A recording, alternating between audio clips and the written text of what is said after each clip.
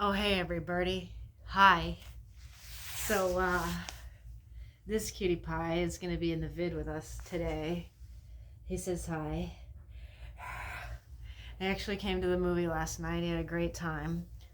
Because he came to the movie because, he was in it. Yeah, he was, in the movie. This is Toothless from DreamWorks' How to Train Your Dragon. In the movie, when I was watching it, I kept repeating the title to myself as How to Tame Your Dragon. I was like, How to Tame Your Dragon, How to Tame Your Dragon. Pretty close. But I was saying it's called How to Tame Your Dragon because, like, at the beginning of the movie, all the villagers see dragons as, like, a pest, as, like, a problem. Obviously, by the end of the movie, it's a different story. Okay, so I saw the live action How to Train Your Dragon last night, and for funsies, because I didn't actually get around to filming this when it came out. When did that come out? 28th May? I'll also talk about Lilo and Stitch, okay? We'll kind of compare the two. Hi, Danny. We'll kind of compare the two because one's better than the other. But anyway,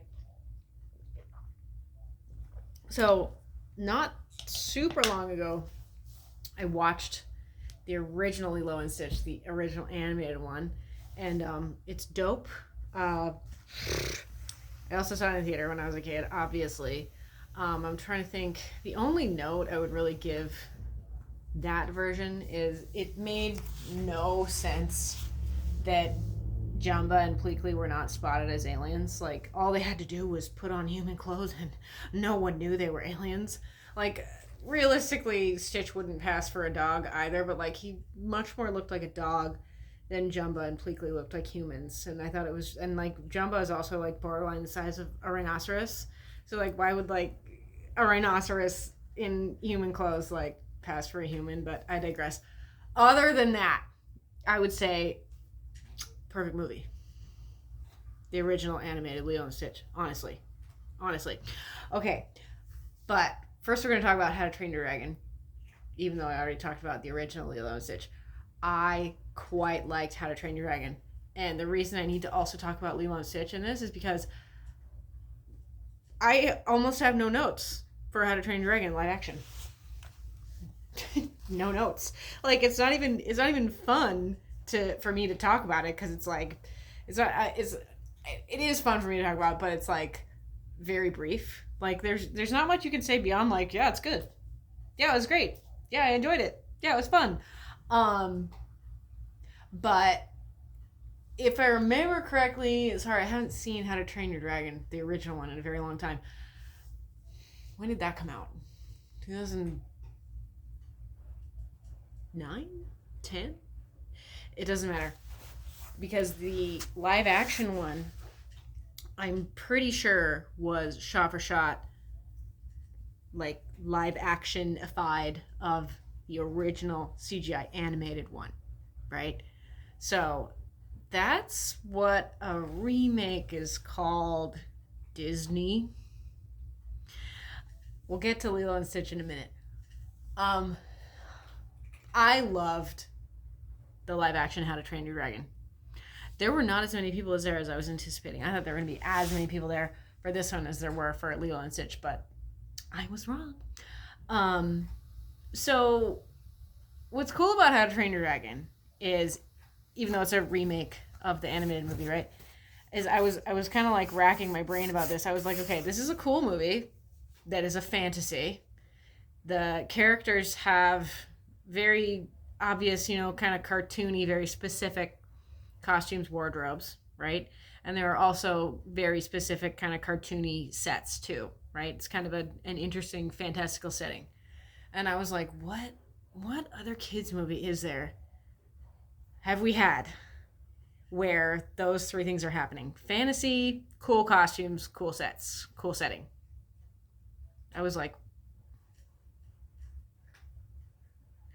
I mean, the other one I can think, the only other one I can think of that's come out in the past multiple years was the last Harry Potter movie, and that came out in 2011.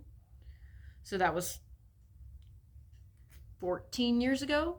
When, why don't we have interesting live action kids movies anymore? I'd like to know. And the way chill out, okay? First of all, the way you can get around that is if you cast very young folk. Like, I don't know how old the main kid. Oh my gosh, I didn't look up his name. I'm so sorry. Nico something. The main kid who played Hiccup. I assume he's 18 to 21 years old. So if someone is 18 to 21 years old, they can play a teenager and or a young person. And that way you don't have to follow child labor laws because they're an adult by that point. Um, I just obviously no one was really a child in the Harry Potter movies either, but I'm like, I was really trying to think of a movie that's a fantasy with that's live action that's come out, a kids movie that's come out recently. Can you think of one? I couldn't think of one either. But I was like, okay, that's so cool and fun that we get How to Train Your Dragon live action. The other thing is that these young kids that are going to see the movie now, they were not insane. I really doubt they're insane like movie critics like I was at, age 12, but like, kids 3 to 12, I truly doubt are going to be like really comparing it to the animated one. You see what I'm saying? So it's like it didn't even really matter. It does matter that the first one came before it, that the animated one came before it. But I'm saying like that's sort of beside the point because kids aren't even going to compare the two. Chances are. Some of them will, but most of them won't. Yeah, so I really enjoyed the sets for this movie. Really enjoyed the costumes. All of it was very exaggerated, very cartoony, very fun. Um, I guess we do have, absolute trash Disney shows for kids. Um, Thankfully, I don't watch those, but I think those are supposed to be more like real life settings where people generally wear like normal clothes. I don't know. I haven't watched the Disney Channel in a long, long time, but okay. Anyway, one critique I will give How to Train Your Dragon is the love interest character, Astrid, unlikable. She didn't Hiccup had like a huge crush on her and there was just no real like reason for that. There was no she wasn't likable. There wasn't really anything interesting about her except that she really badly wanted to harm and fight dragons, which I thought was like kind of weird. Um, Sorry, I can't remember the original. I can't really remember her character in the original animated one, but my husband and I were both like, why did he like her? Like that was kind of stupid. But the thing is like teenagers have massive crushes on people for like little to no reason. on people they like don't even actually know. So like technically that would have been sort of realistic, right? Okay, so fun movie, fun special effects, shot for shot remake of the original animated one, right? Um I think there was a little bit embellishment. There was like a little bit expanding upon the scenes with the dad and that kind of dynamic between him and Hiccup, which that was interesting. Clearly, they were trying to add a little bit of depth there, right? Um, so it was a lot of fun. It was a great movie. Practically no notes. Loved it. Um, Lilo and Stitch, however, was a different story. I actually mean that literally. They made the story pretty significantly different than the original source material. And they did so by adding characters, which they did not do for How to Train Your Dragon. They did so with I didn't say anything. They did so by honestly fucking up the script. They added stupid shit that was not necessary. Um, they David, the love interest character for Nani, Lilo's sister and guardian, he was practically not in the movie. I think he might have had 2 lines or 3 lines. He was much more present in the original animated movie. And I don't know why they fucked up Bubbles' character. That pissed me off, honestly. What I did like about the newer live action Lilo and Stitch was that they actually made Pleakley and Jumba's characters have a human form, which again made a lot more sense because I think people would probably fucking notice if there was, a squid with one eye walking around Hawaii, but we forgive. I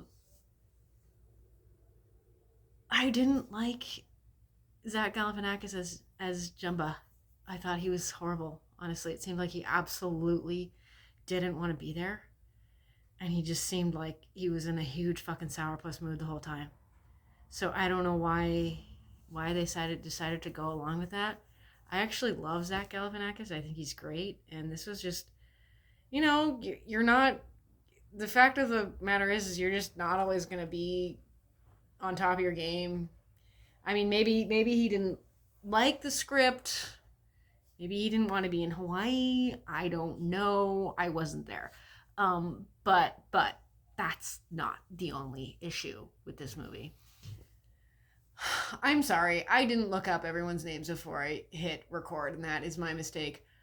I'm forgetting the little girl who played Lilo. I'm forgetting her name. I want to say her name was Maya something. I forgot. She was a star. She's a total star, total boss. Let's circle back to her in a moment. At the beginning of this movie, first of all, I liked it. Okay, I'm just gonna say that I liked it. I enjoyed this movie. It was fun. It was cute. And if I were a kid, I would have loved it. Right? But like I said, this is not a shot-for-shot remake. This was like a weird kind of amalgamation of the animated Lilo and Stitch plus a bunch of added shit that was totally unnecessary in the live action one. And I don't know why Disney would even say, okay, Boba just got off his chair. I was wondering if he was going to come in the shot. I don't know why Disney would even say that this is a remake. Because they actually changed the script and the story pretty significantly. And if you have a 10 out of 10 staying power movie like Lilo and Stitch, and you're going to go ahead and make it into something like live action, I don't know why the fuck you wouldn't do it shot for shot, take for take, line for line. Like, they added a bunch of new characters, or they added a few new characters. They added like this neighbor character, and then it was very obvious that they only added Bubbles more like retroactively, like they were trying to eliminate him from the story entirely. And I was like, what the fuck? Like, okay. People on the internet, when it comes to movies, can be very smart, but they can also be very stupid. But something that someone pointed out in a screenshot, or just like a still shot from the original Lilo and Stitch, was, if you look at it, they're in Lilo and Nani's house, and I think Nani is talking to Lilo. I think Stitch is there too. But if you look behind Nani, you see all these surfing trophies, like a ton of surfing trophies. So people are smart enough to garnish from that Nani was very likely going to become a competitive and or pro surfer, but unfortunately, because their parents died in an accident, she had to give that up in order to take care of Lilo, which, like, that is cool. That is awesome. Like, I wish that they see, that's such an interesting concept, that's such an interesting dynamic for there to be happening between Lilo and Nani, but they decided to just throw that out. They just tossed it. They were like, we're gonna do our own thing entirely. Okay, going back to Cutie Pie, who plays Lilo, whose first name I think is Maya, who's a total boss and a total star, and just like, thank God that child was born, because we're gonna see so much more good work out of her. And she's just a joy to watch, honestly, on screen. However, in all seriousness, I said this to my husband when we were talking about it after the movie. There is such a thing as having too much fun on set. There's such a thing as having too much fun while working. I mean that. I'm sure, I'm just calling her Maya for now, okay? Because I don't remember her actual name. I'm sure Maya was an absolute joy to work with. I'm sure everybody had a great time with her, and that's all well and good. But, like, instead of really focusing on the story of Lilo and Stitch, there was a little bit too much focus on Lilo. And, like, at the beginning of the movie, like, they were, the welfare check was happening with the social worker, who was actually the original voice of Nani. That's another character they threw in there, made up and threw in there. There was just, a lot of chaos. They made it to be very, hectic. Oh, there's this hectic scene where, Nani has to get in the house and da-da-da-da. Okay, as I was watching that, I was getting the vibe from it. I was like, okay, this is very, very, very, like, Audie's Disney sitcom, which is the last time I was watching the Disney Channel on a regular basis. I was like, oh, this is kind of looking Disney television level, which should not happen for a movie, for a live action movie. There's television and there's cinema, and they're two different things. Disney. I felt like there wasn't quite enough of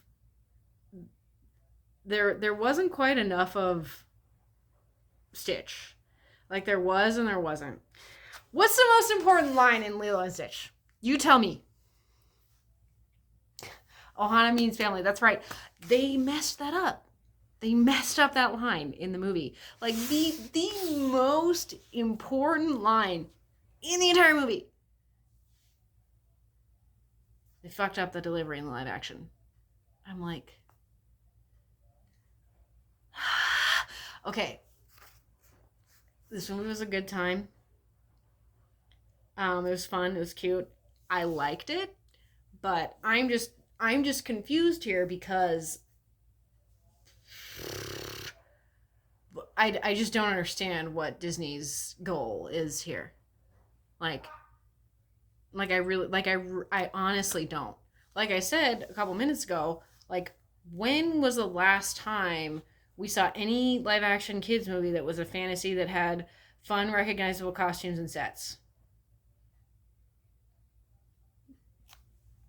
Disney hasn't made one in a long time. Obviously they're not going to, though I did hear that they're changing their main CEO. I think Bob Iger is finally stepping down, thanks be to God, but we'll see how that goes. So, Lilo and Stitch live action rating for me, I'm going to go ahead and say 6.5 out of 10. It was cute. It was very darling. It was fun to watch, but let me tell you this. A remake, an actual remake, right, of a pre-existing independent property should be the same length, or roughly the same length, as said original independent property, right? Lilo and Stitch live action 2025 was 20 minutes longer than the animated one. I don't know why you would do that. The other live action movie I was thinking of that has cool costumes and sets and is a fantasy is The Wizard of Oz. I honestly wouldn't count Wicked. I wouldn't say that that's an adult movie because I wouldn't say that that's a kids movie because kids movies are supposed to be short. And that movie was like over 2 hours long, so not counting that one. Um, let's go back to How to Train Your Dragon for a minute, and I think that's definitely a much more superior movie. It's just a much better movie, in my opinion, than the live action Lilo and Stitch. Is what's so cool about Hiccup is like he's an engineer. He's a kid who questions the status quo and changes it first for himself and then changes it for others. Like that's a great message, right? Lilo and Stitch. The okay, well let's figure out what would I say is the main message of the original movie, the way Walt would have had intended it. Um, Ohana means family. I don't know. What am I thinking of? Uh, Family means no one gets left behind.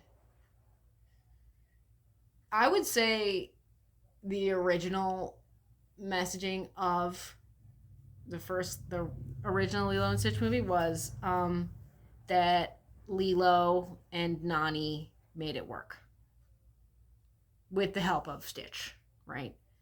Um, making it work with what you have. Cool message. Um, Spoiler alert. I'll tell you what happened at the end of the Lilo and Stitch live action because it was different from the original one. What ended up happening was Nani gave custody of Lilo to their neighbor, who was an added character. And Nani left Hawaii to go to college in San Diego and study marine biology. I don't know why the fuck you wouldn't study that in Hawaii, but I digress. I thought that was stupid. Like that's such a key plot point that Nani is able to keep Lilo. That's what's so important because Ohana means family, right? But I guess in the newer one it just means the neighbor will do. And also what they eliminated, they eliminated this. So if this upsets you, like don't even watch it. In the original Lilo and Stitch, Lilo was showing Stitch the book of the Ugly Duckling, and Stitch. It was shown that Stitch was able to take that material and use his own independent thought to come up with his where he wanted to be, right? And in the newer one, that wasn't that didn't real. They just eliminated that book part, and I was like, it was also super cool that Stitch was able to like read and comprehend meaning from something like a book, which didn't happen in the live action one. Okay, moving on. I would just really like to know what in the fuck is going on with Disney right now. Like I just honestly, I would love to know. Obviously, they're very money driven. Um, Obviously, they're really having issues with everything, everything. Elio looks cool, but it's not on par with the Disney Renaissance. Okay, sorry, ain't on par with it. Um, I really do worry about the integrity of film and the integrity of cinema because Disney used to be one of the definers of what that meant. And now they're out here making kids' movies 20 minutes longer than they have to be. So